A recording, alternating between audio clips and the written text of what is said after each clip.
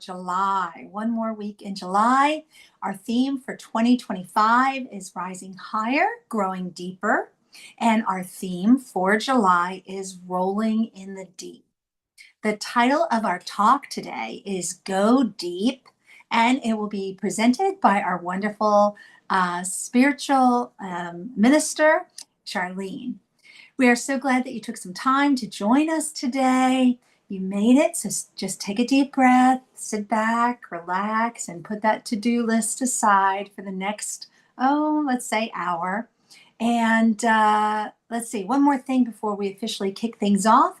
If you have any prayer concerns or celebrations that you would like us to include later when we do our spiritual mind treatment, which is a form of affirmative prayer, please tell us about it. Drop it in the chat, and Reverend Charlene will be sure to include that when she gets to that part of our service today.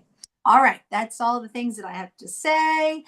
Sit back, like I said, take that deep breath, and enjoy our welcoming video. Please join us as we create our sacred space. We set our intentions of deepening into our awareness and practice of our 5 pillars of spiritual living by lighting this candle in our virtual world. Our first pillar is sacred study, represented by the divine quality of truth. We use this pillar to recognize the importance of an open mind and the power of our minds. The second pillar is affirmative prayer, represented by the divine quality power. This pillar honors the power of prayer in our daily lives. Our third pillar is meditation and the divine quality of peace. This pillar reminds us of the importance of meditation and the peace we feel when we quiet our minds. The fourth pillar is circulation and the divine quality of life. We know that the great law of circulation works in our lives. As we give, so shall we receive. And the fifth pillar is sacred service and the divine quality of love. This pillar affirms our call to be a service to our world as we see through the eyes of love. Let us close our eyes as we bless the sacred space and our time together. As we weave each of these pillars of spiritual living into our service today, may they deepen our own spiritual practices of study, prayer, meditation, circulation, and service, expanding our minds and our hearts to the 5 divine qualities of truth, power, peace, life, and love. We also bless everyone who made our service possible today and everyone in attendance. May the energy of love that is generated here bless everyone abundantly, and so it is.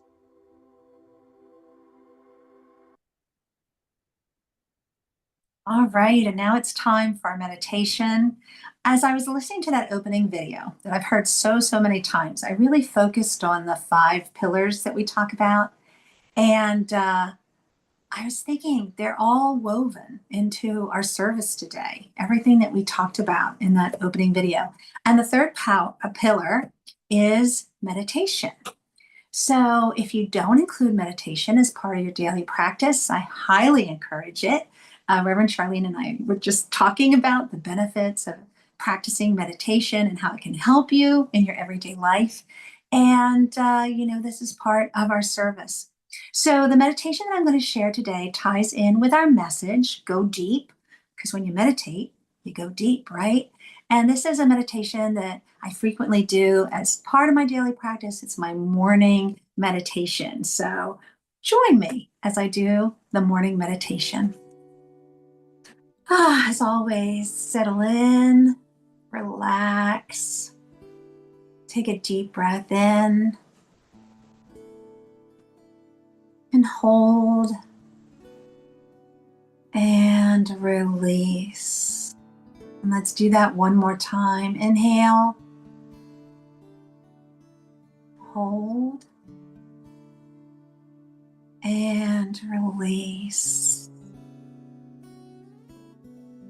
And I'm going to encourage you during this meditation to keep taking deep breaths. Inhale and hold and release. So look at that gorgeous picture on your screen, that sun peeking through the woods. Today is a brand new day filled with unlimited possibilities. The energy of this new day brings you vitality, health, wholeness, well-being to your emotional, mental, and physical states.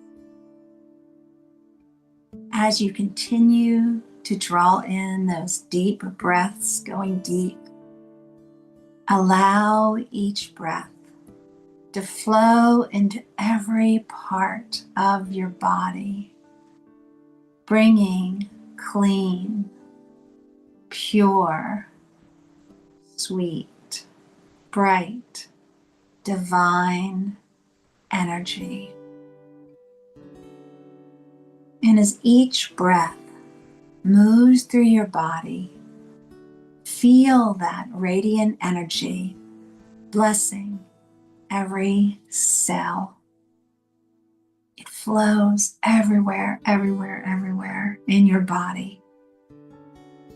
And if necessary, you can send this healing energy to any place that needs a little extra love, a little extra attention, a little extra healing, divine light. You have that power. You can direct it to that spot that's calling out, hey, I could use a little extra help here. And you can send it there and just bless, bless, bless that wonderful message. Because any uncomfortable, any disease, any pain is letting us know, hey, I need some attention here. Don't ignore me. Come and visit me. Send me some love. And we can do that. We can direct that divine healing, that divine light right to the spot that needs it the most. And as your body just fills up with this divine energy, picture it overflowing and spilling out to everyone and everything that's around you.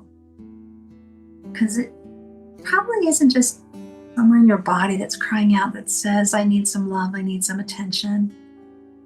Bet you there are some other parts of your life, other people around you that need a little extra love, that need a little extra attention, that need a little extra divine light.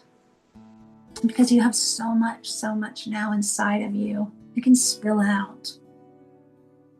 With every breath, feel your energy expanding, giving you complete awareness of the connection that you have with others, reminding you that you are part of the divine, filling you up with confidence and love as you face this new day. And let each breath remind you of this loving divine energy that travels with you as you go throughout your day. And this might sound a little familiar. It blesses everyone you meet, brings gladness and healing into the lives of everyone you contact, because you are a blessing. Today is a new day, and it's filled with unlimited possibilities and unlimited blessings. All right, that's our meditation for today. So slowly come on back, join us. Maybe you want to stay in this relaxed state as you enjoy music by Leah. Here we go.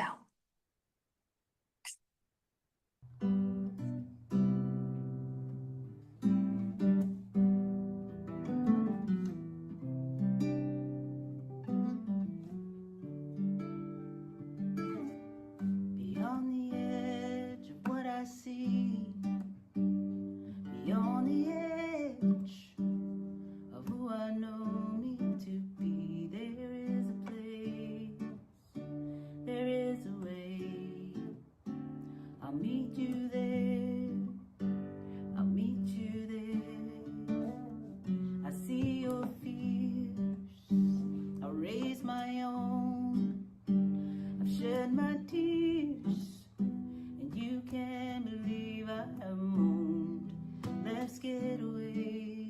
Let's go someplace and stow our cares. Stow our cares. Where the birds are making a racket, singing, hey, this here's my home. But they will never launch a rocket, and they will never fly a drone.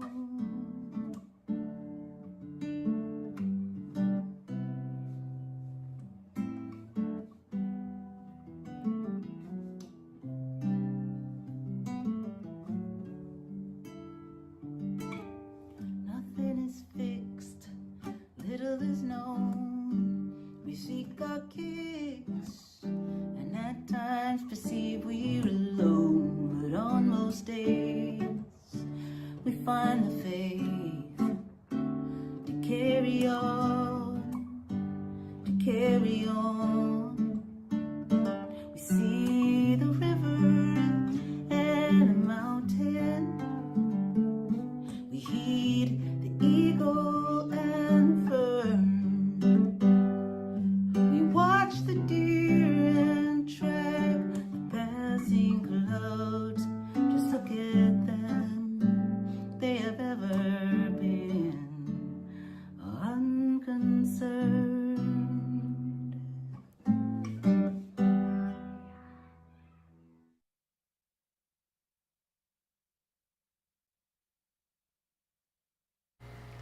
Wow, that was a good song. Thank you, Leah and Tamara. What a great, powerful meditation. I'm thinking of extracting that and just having it be a little tidbit that we offer. Thank you. So good morning, everybody. Welcome to the final day, the final Sunday of July. And it's appropriate that we are talking about going deep. Because think about it. The whole topic of the whole year is rising higher, growing deeper. So we must finish off this with the Go Deep Talk, which is brought to you by sperm whales. Sperm whales? What? Yes, the sperm whale, my friends. You know that whale that's mostly like all brain, all face, all nose? That whale? The one, I think it's the one from Moby Dick. Huge whale. All right, let's talk. Of course, we are picking up all of our inspiration from the beautiful writings of Alexis Pauline Gumbs, who wrote in her book Undrowned, Black Feminist Lessons from Marine Mammals. She talks about the sperm whale. Now, I have people here that also have access to Google and the tools. I'm about to tell you how deep a sperm whale goes, but it's in meters. So Mafi, science teacher, how deep is 300 to 400 meters? She'll let me know in the chat. In the meantime, I could have asked this before I started this talk, but I believe in a community that teaches one another. So 300 to 400 meters deep, you might find an area so thick with life, she says. Now I'm starting to paraphrase and quote our Alexis Pauline Gumbs. In that depth, there's so deep with life that World War II sonar operators thought it was the bottom of the ocean. They thought that depth was the end of the depth. Guess what?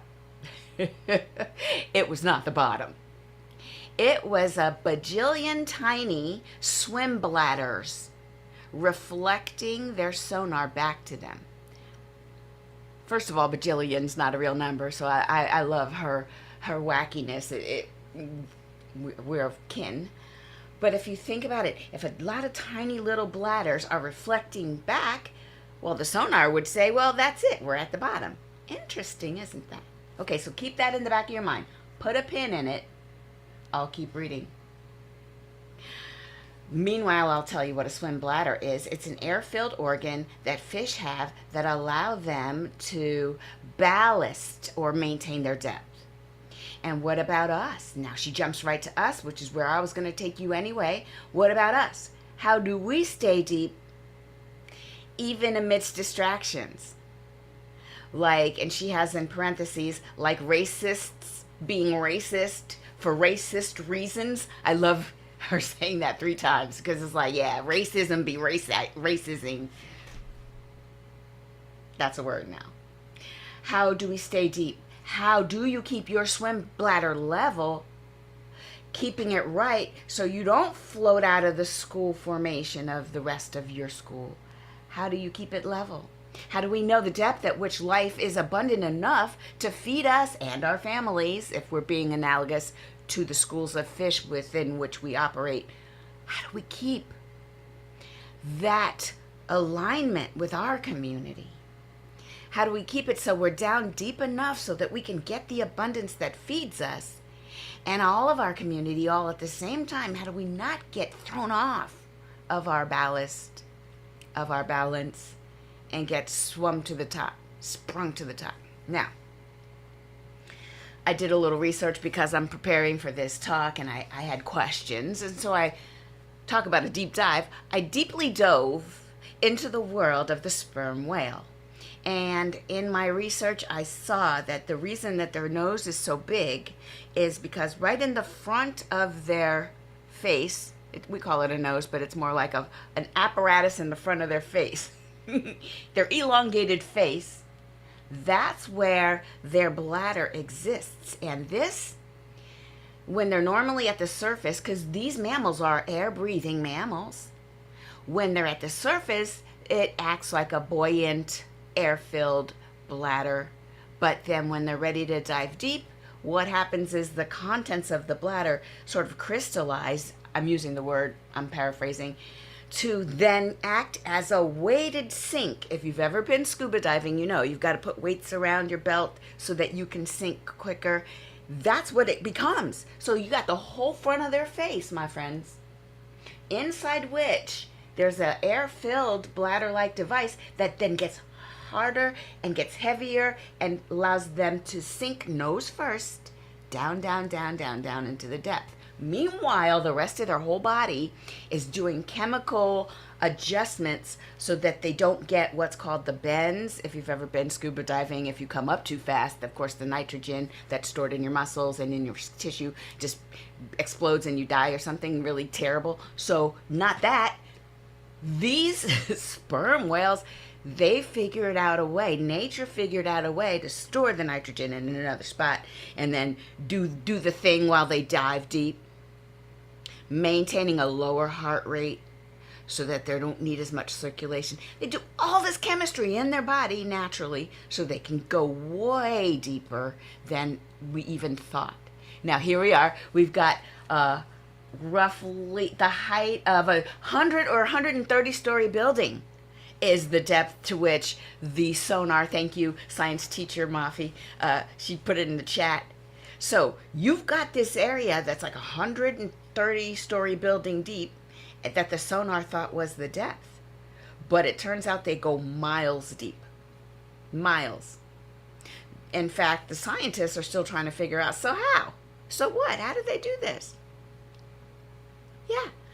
The actual diving deep of the sperm whale goes deeper than ever imagined before.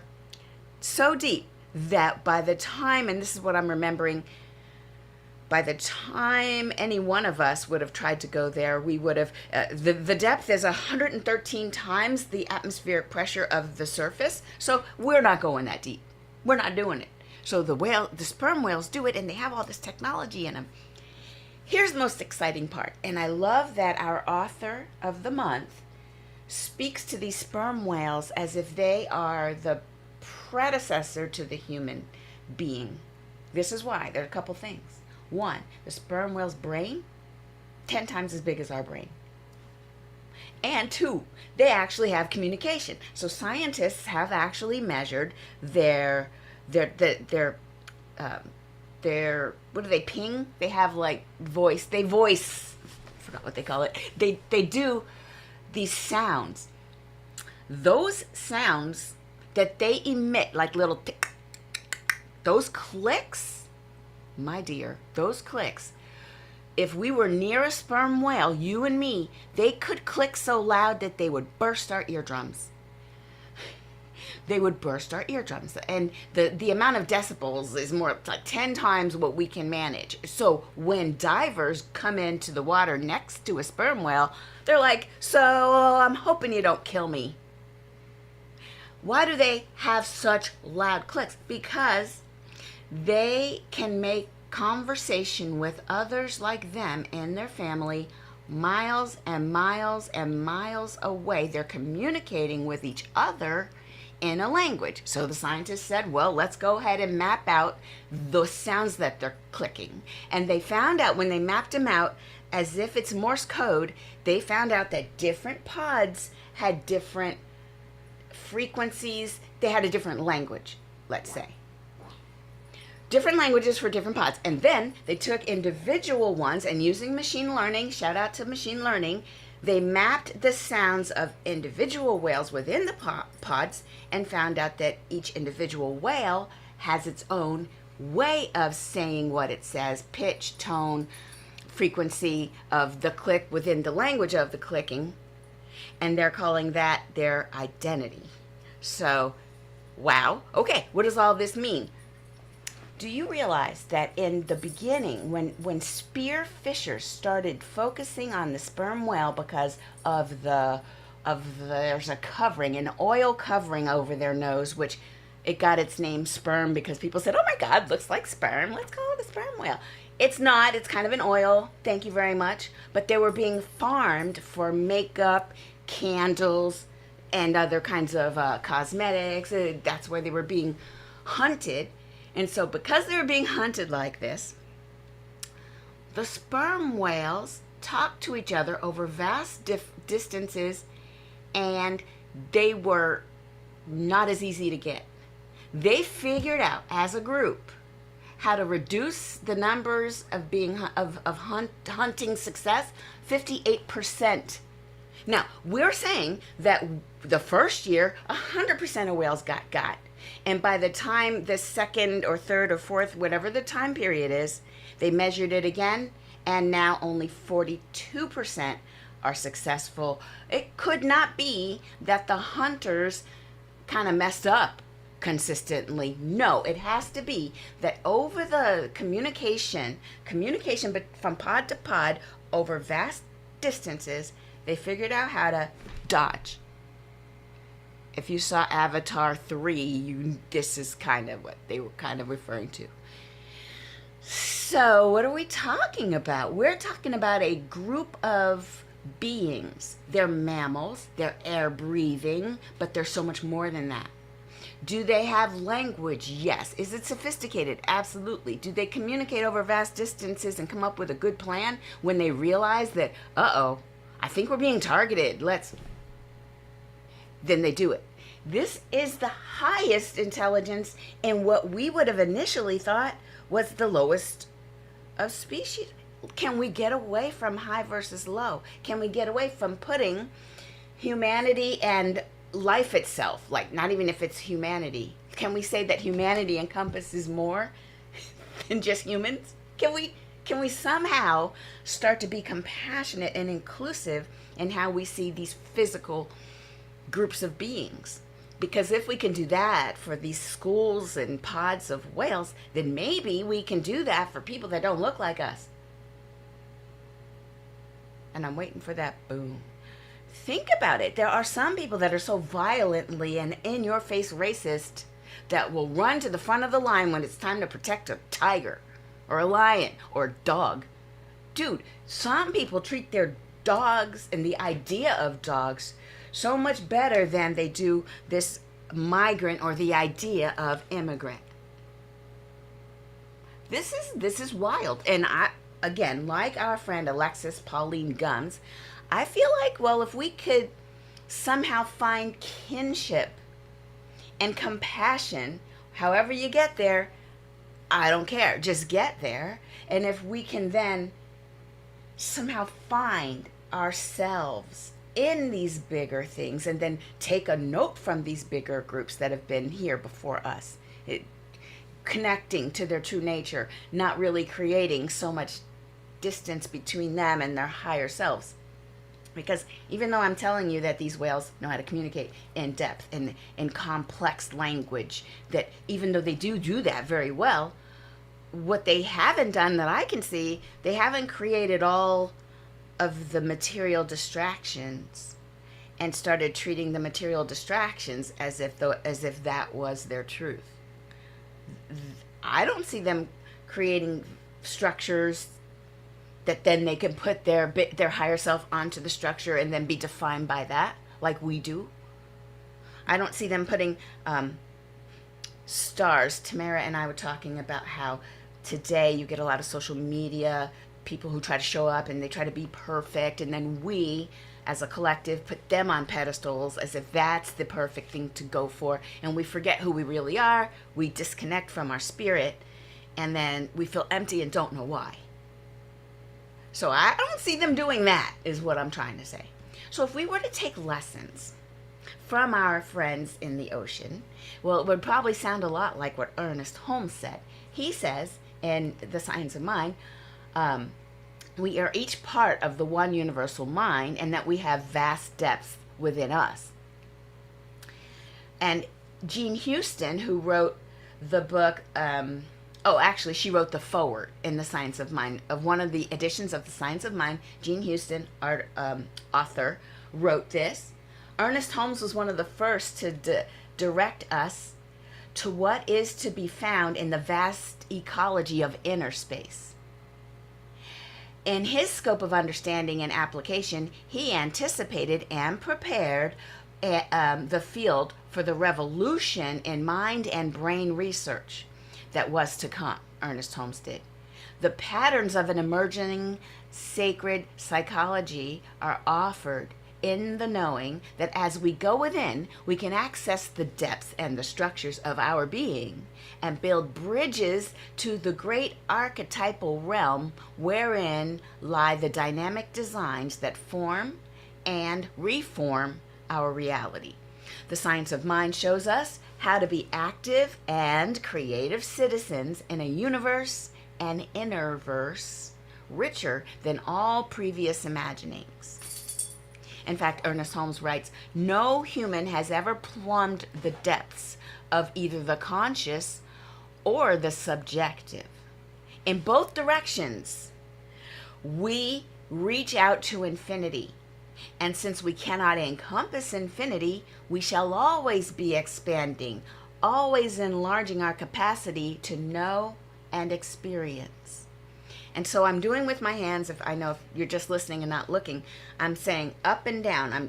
There's an infinity that we can go up into the divine, into the vast universe. And then there's an infinity that we can go down into our own being, the depths within ourselves that we can discover. Infinity in both directions.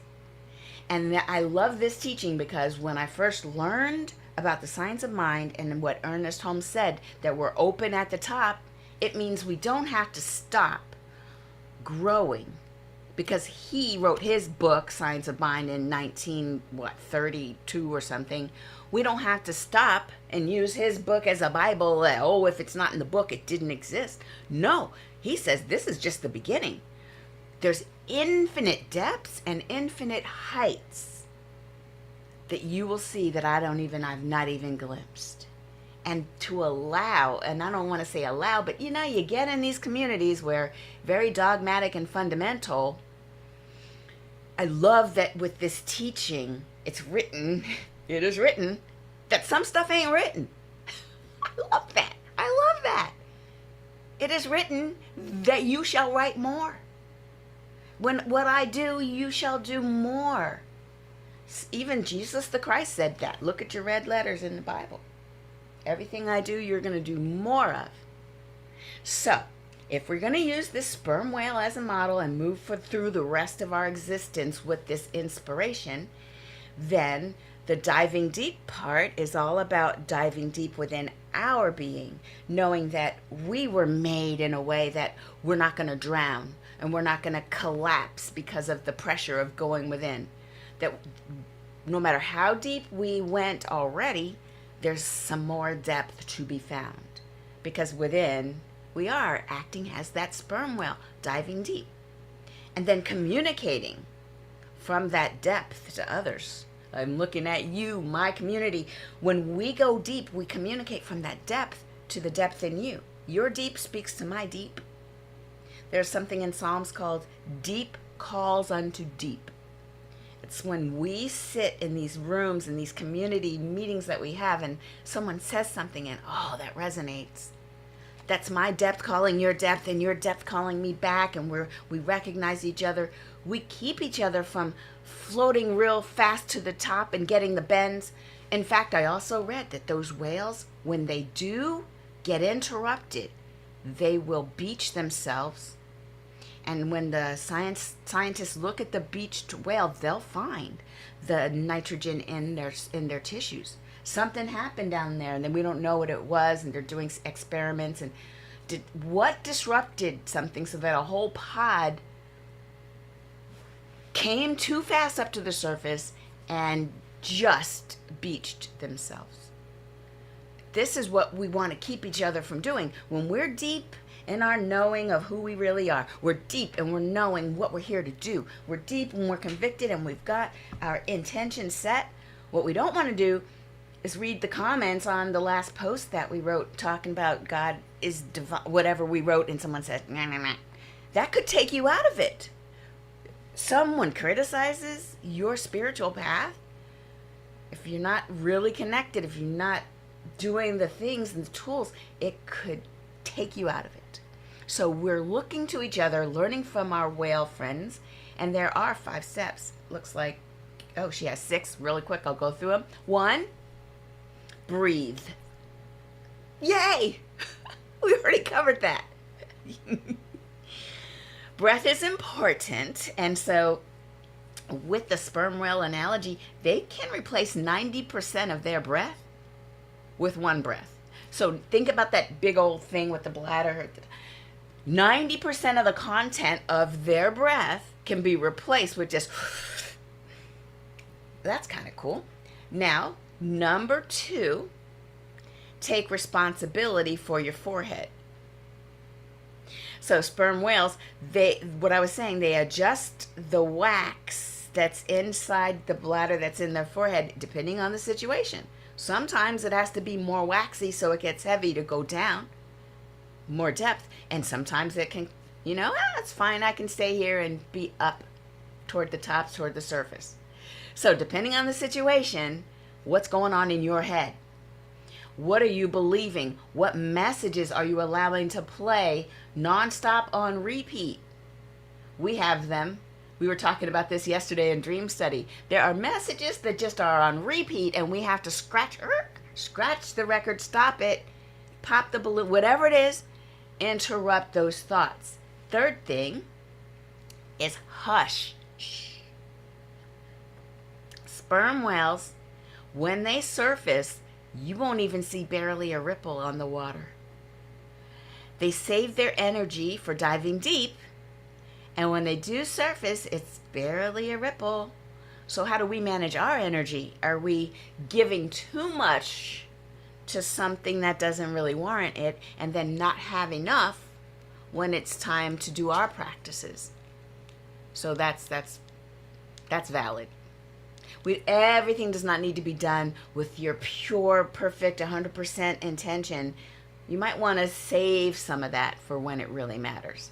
Now, 4, be flexible. Sperm whales, they dive deep in the ocean, and that pressure is great. Remember, 115 or 118 times what we're used to on the surface. So if there's a lot of pressure deep down, then you'll feel it in your chest. Now, I know you've all been in situations where you're feeling a little pressure. maybe a pressure of showing up just right or appearing a certain way. Some people just call it heartbreak. Just heartbreak when things don't go the way you thought they would go. But this is where we're kind to ourselves. We are built for high pressure situations. And so in these times, we become still and flexible and loving, compassion for ourselves. All right, so that was being flexible. So far, we're at 4. I'll recap real quick. 1, breathe. 2, take responsibility for your forehead. What are you thinking? 3, hush. And then 4, be flexible, because there will be pressure and flexibility in terms of having your compassion for yourself. So the last 2, number 5, to be specific in your actions. You want to make sure that your practice, your daily practice that Tamara talked about, and the 5 pillars that we discuss every Sunday, these should be part of your daily practice. And when you're being specific in your actions, I'm talking about setting intention. Set your intention. And when you sit and do your practice, that is a homage to your intention. You take care of you first. And then 6, listen. Yikes, breathing is the beginning and listening is the ending. This is fabulous. Listening. Now this will be your deepest practice. You'll be listening to that little small voice. Now if it aligns, if whatever comes to you aligns with what you think and what you really feel or what you really hope for, when those are in alignment, then you can manifest even that much faster. But you're pretty much just listening for that deep calling unto deep. And then heeding the listening. Right? So doing these practices every day helps us maintain that center, that ballast. So as hopefully that helps you understand, we are in the midst of something. There's a movement happening. And we know that it's depth that will give us purpose. And we know that we are calling each other from the depths of our souls. And this is why we're attracted to these types of groups. And so to finalize this, we want to just, let's see, Ernest Holmes. Yes, here he is. He says, and this will close us out before we go into prayer. He says, we must learn to live by inspiration. And I love that the word inspiration means, inspire means to breathe. Inspiration, breathing within. I love that. So we must learn to live by inspiration. That means that we should let the spiritual depths of our being flow through our conversation and into our acts. Living by inspiration does not mean living chaotically. Our whole purpose is to make the intellect an instrument for the spirit.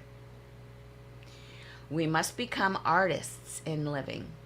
To live by inspiration means to sense the divine touch in everything. To enter into the spirit of things, to enter into the joy of living. That quote, This Thing Called Life, page 34. Let's pray. I'll check the chat. So I just know that right here, right now, there's only one being, and that is the divine. We are the body of the divine. Whether we call it God, the universe, Mother, Father, life itself, whatever you call that divine being, we are the body. And not just we humans. We living, breathing beings are the body of the divine. And so in this awareness that we are one with the whole, I do speak my word that in this awareness that I could not be separate from this higher knowledge, from this higher truth. I speak my word that is that what is unfolding for us right now is more joy. that we simply sit still, and right where we are is love, is peace, abundance, joy, lightness of being, community.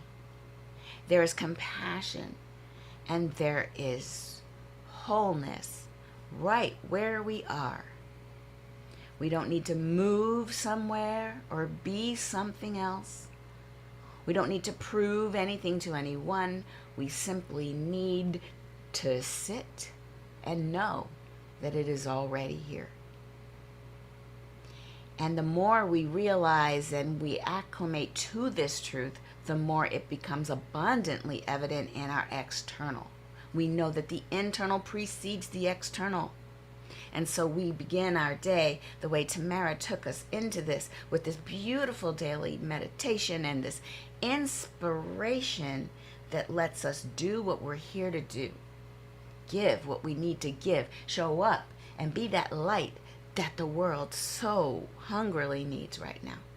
And so I just know that this is happening in each and every one of us, as each and every one of us. It is rippling out into the world, and it is felt. We are the change that we need to see. And so I simply say thank you, life. Thank you, divine energy. Thank you, Father, Mother, God. I do appreciate my role in helping to unfold this truth. I release my word into the law, knowing that it's already happening. It's already unfolding. So I simply say thank you. And so it is. Amen. Ashe. Now let's hear from Leah.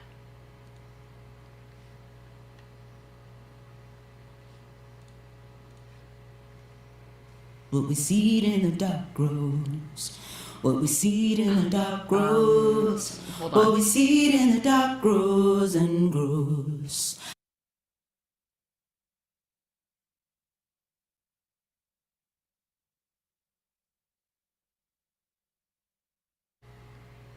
What we seed in the dark grows. What we seed in the dark grows. What we seed in the dark grows and grows. How no one knows what we seed in the dark grows. What we seed in the dark grows. What we seed in the dark grows and grows. How no one knows what we seed in the dark grows. What we seed in the dark grows. What we seed in the dark grows and grows. How no one knows what we seed in the dark grows. What we seed in the dark grows. What we seed in the dark grows and grows.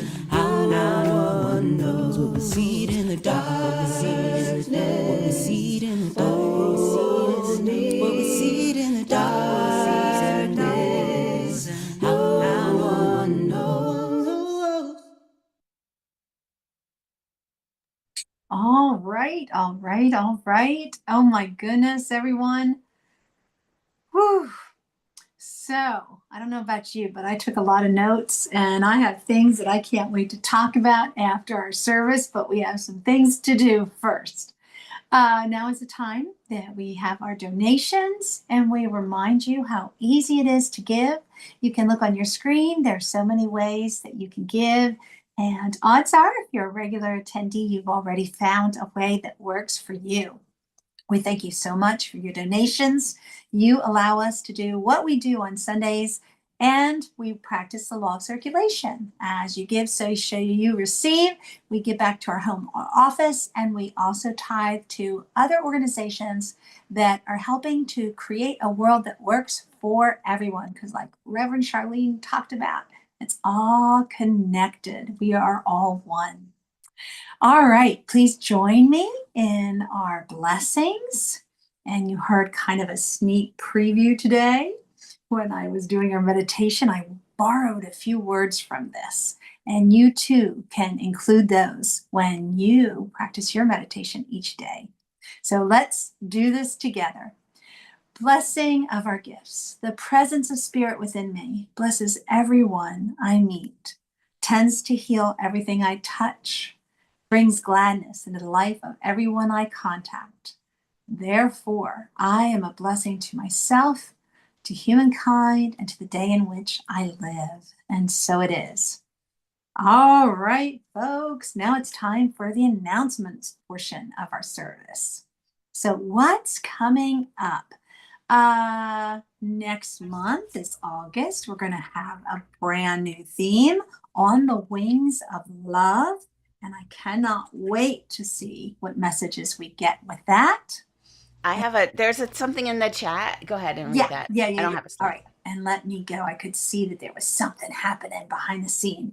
All right. There will be a forgiveness workshop with Reverend Melinda. You know her if you're a regular here at CSL Leesburg. She's absolutely wonderful. And in our last workshop with her, something came up. People said, you know what? We like what you're giving us, but we want some more. Can you give us a workshop that just focuses on forgiveness? So this is by our request. And the title of this workshop will be The Alchemy of Forgiveness. So transmute old wounds, change old wounds, take those old wounds and set yourself free. Turn them into something else.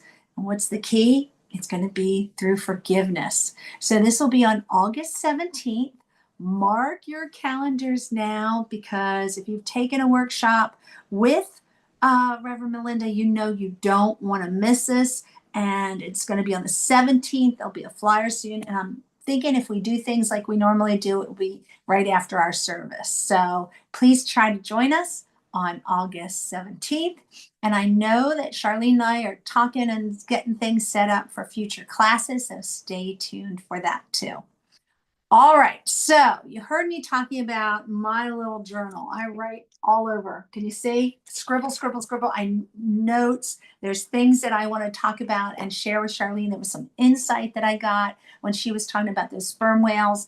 And this is what we do after service. We call it Pearls. So if you can, hang out with us. This is our virtual coffee hour. And we talk about what really resonated with us with the meditation, the music, or the message. We just kind of hang out. Sometimes we share book ideas. Sometimes we share movies or TV shows that we're really interested in and watching. Other things that help support our spiritual growth. So if you can, please hang out with us after service. And if you can't, we understand. It's summer, it's busy. We're going to send you off with our blessings after we do our closing affirmation. So here we go. You know what I'm going to say. So turn your mics on right now. Turn that mute off. Turn your mics on and join me. Here we go. The first one. Remind yourself, I am love. I am love. Yes. You know I love that. All right, next one. This is where it really comes through. Think of someone who needs this message. It could be somebody sitting in the room with you. It could be somebody who's far away. We're going to be just like those little sperm whales. We're going to send our communication miles and miles and miles if necessary. So think of someone or a group of people, and let's send them out this reminder. You are love. You are love. Love. Beautiful. Thank you so much. And now we do something that we call love sprinkles. And it's a reminder to ourselves that it's all love. It all comes down to love. God is love. It tells us in the Bible. And we know that this is the truth. So here we go. You ready? It's all love. It's All all love. Woo, love that.